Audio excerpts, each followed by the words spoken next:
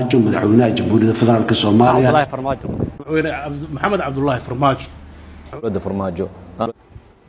مدحوينه محمد عبد الله فرماجو محمد عبد الله فرماجو مدحوينه محمد عبد الله فرماجو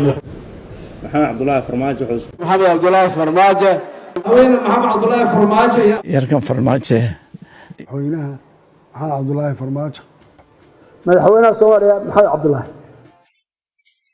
محمد عبد الله فرماجو